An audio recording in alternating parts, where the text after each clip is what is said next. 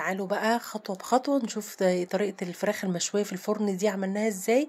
شايفين اللون؟ العين يا جماعة بتاكل قبل البق. فتعالوا بينا نشوف عملناها ازاي بخطوات بسيطة وان شاء الله تعجبكم.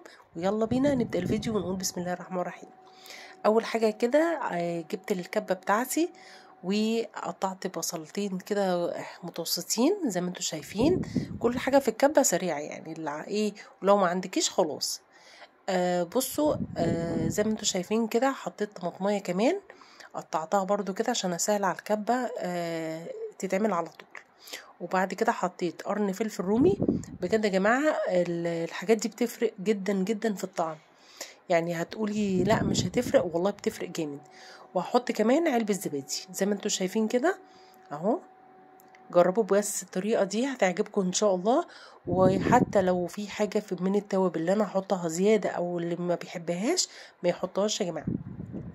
يعني اللي انتي بحباه من التوابل حطيه، اللي انتي مش حباه خلاص. هحط برضو ليمونة كده عشان بتدي طعم حلو وكمان ما بتبانش. يعني اي بقى زفارة في الفراخ او الكلام ده كله بتقضي عليها بصراحة. زي ما انتوا شايفين كده حطيت الليمونة اهو.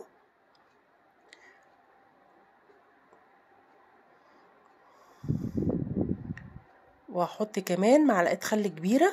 انا ماشيه لكم بصوا خطوه خطوه اهو زي ما انتوا شايفين. بجد بجد حتى اللي ما بيحبش الفراخ او حطيت بصوا شويه زيت كده حلوين عشان التتبيله يعني تخش كلها ببعضها. الزيت كده بيساعد ان هي تتضرب وفي نفس الوقت التتبيله كلها بتخش ببعضها. بصوا بقى اللي ما بيحبش الفراخ عامه هكمل لكم. بص دي معلقه كده، حطيت معلقتين كده صويا صوص خلاص. فاللي مش عايزه خلاص ما يحطوش، بس هو بيدي كده طعم في الفراخ حلو قوي. وهنا برضو هحط زعتر مطحون اهو. انا بحب الزعتر جدا جدا في الفراخ او اللحوم عامه، بيدي طعم حلو بالذات مع الفراخ.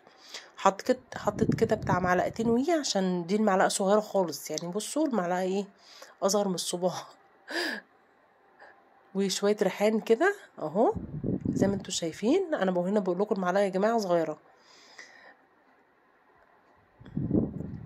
وبرضو حطيت توم باودر، لو انت عندك حطي،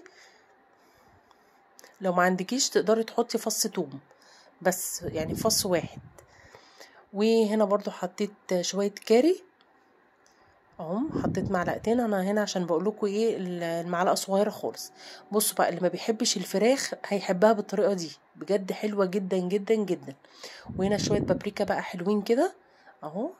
بصوا يا جماعة انا من عشاق البهارات بجد والله. يعني عارف كل بهار كده الواحد بيحط بيشم ريحة مختلفة وطعم مختلف. وشوية كركم برضو اهو. حطيت شوية صغيرة مش كتير، انا حطيت معلقة يعني يكاد معلقة صغيرة جدا. وهنا الفلفل الاسمر، طبعا الفلفل الاسمر مع اللحوم مطلوب جدا، بيمنع الزفارة وبيمنع اي ريحة. ولو انت غسل الحاجة كويس خلاص تمام مفيش مشاكل. هحط بقى الملح بتاعي اهو. طبعا ما نكترش، لو عايزين بنحط تاني. فانت ما تحدقيش الحاجة مرة واحدة، لا حطي، ولو عايزة تاني دوقيها، ولو عايزة تاني حطي. وهنا برضو احط شوية كده بشرتين من جوز الطيب. بجد بجد اللي ما بيحبش الفراخ، في ناس يا جماعة ما بتحبش الفراخ عادي، بس جربوا كلوها بالطريقة دي حلوة قوي وطعمها اكنها مشوية بجد. يعني عجبت اللي كلها بالهنا والشفا. وبرضو ربنا يحسن ما بين ايديكم، لو عملتوها باذن الله هتعجبكم جدا. كده انا خلصت التوابل بقى بتاعتي والحاجه بتاعتي، فهضرب بقى كل المكونات دي كده مع بعض زي ما انتوا شايفين او كده بقى. انا قربت لكم كده عشان تشوفوا بتتضرب كده. لو عجبكم برضو التصوير كده قولوا لي، لو انا مثلا بقرب لكم وبعمل زوم كده على الحاجه وهي بتتضرب قولوا لي برضو لو كان عجبكم التصوير ده ولا لا. كده انا ضربت الخلطه بتاعتي اهي، التتبيله. شايفين بقى اللون؟ وبجد بجد كان طعمها تحفه. انا بجد كان ريحتها وطعمها تحفه، التتبيله تحفه. البصل عامه بيحلي الحاجه، وما بتحطي بقى مكونات زياده كده بتحلي الحاجه. بصوا هنا انا بحط بقى ورق اللورة في الاخر خالص. لو انت عندك ورق لورا مطحون ممكن تحطيه مع التتبيله دي اما تضرب. لو انت مش عندك زي كده، انا بحطه في الاخر برضو في الصوانيه بتاعت الفراخ، بيدي برضو ريحه وطعم حلو قوي. كده بقى جبت الصينيه اهي بتاعتي زي ما انتوا شايفين اهي.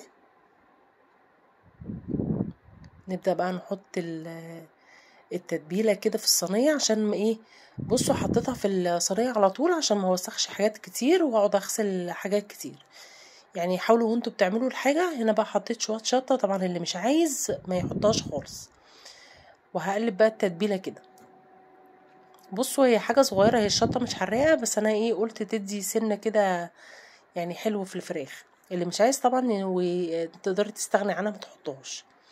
بصوا حاولوا وانتوا بتعملوا حاجاتكم كده ما تعملوش مواعين كتير حواليكوا عشان ما تقعدوش تغسلوا حاجات كتير. بصوا بقى الفراخ طبعا شكلها مغسول ونضيفه فله. انا بحب اشيل الجلد يا جماعه، ما بحبوش خالص. حتى يعني في ناس بتسيبه، انا ما بحبش اسيبه. بشيله وطبعا برميه يعني، او بديه لاي قطه بقى او اي حاجه كده. وافضل يعني بالسكينه كده عاملها زي ما انتوا شايفين فتحتين كده عشان التتبيله تخش كده في الفراخ. وطبعا بشيلها بقى ايه اقل ساعه، اقل حاجه ساعتين. تحطيها بقى كده في التتبيله وتنسيها. لو انت عندك عزومه تقدري تعملي صينيه الفراخ دي قبلها بيوم مثلا من بالليل، وتتبليها وتحطيها في التلاجة. هتصحي تلاقيها اما تيجي بقى تحطيها في الفرن هتكون شربت من التتبيله حلوه قوي، وبيبقى طعمها خرافه. جربي بجد ان شاء الله تدعيلي. واللي يعملها يقول لي يا نونا انا عملت الطريقه بتاعتك دي وطلعت عامله ازاي. ده كفايه بس لون الفراخ يا جماعه والله في الاكل، وشكلها اكنها مشويه بجد على الفحم او كده، فاهمين. بجد انا من الناس اللي بحب البانيه اكتر، بس اما بدات الواحد بيعمل حاجات هي مش جديده، بس لما بدات تحطي اضافات جديده فيها او اضافات مش عارف جديده شويه، يعني بدات الطعم يتغير بالنسبه لي وبقيت احب الحاجه قوي. يعني انا كنت من عشاق البانيه وما كنتش احب اكل فراخ قوي، عشان كده بقول لكم اللي ما بيحبش فراخ وياكلها لا بجد بالطريقه دي حلوه قوي. بصوا بقى انا كده عملت كلها وحطيت الكبده والحاجه من تحت كده عشان ما تتحرقش مني لما ادخلها الفرن. طبعا بقى هظبط الصينيه بتاعتي وامسح الزوايد اللي على الحروف دي عشان ما احطها في الفرن ما تتحرقش مني وتقعد تعمل ريحه شوط. زي ما انتوا شايفين كده هجيب بقى الاسترتش رول بتاع المطبخ واحطها عليه والزقها. انا كده غطيتها خالص اهي زي ما انتوا شايفين. احسن حاجه ان انت تغطيها بالاسترتش. لو ما عندكيش بقى اي صينيه او اي حاجه تغطيها كده من فوق وتحطيها بقى في التلاجة وتنسيها. دخلتها بقى انا كده التلاجة. بصراحة انا قعدتها بتاع نص يوم، وبعد كده دخلتها الفرن في النص وطلعت زي ما انتوا شايفين. وبألف هنا والشفا على اللي كلها، وبرضو بألف هنا والشفا على قلوبكم ولو جربتوها، وربنا يحسن ما بين ايديكم وتجربوها وقولولي. ويا رب الفيديو يكون عجبكم. لو عجبكم حطوا لايك للفيديو، ولو انت اول مرة تشوفيني اشتركي في القناة وفعلي زر الجرس على كلمة الكل عشان يوصلك كل جديد. والسلام عليكم ورحمة الله وبركاته.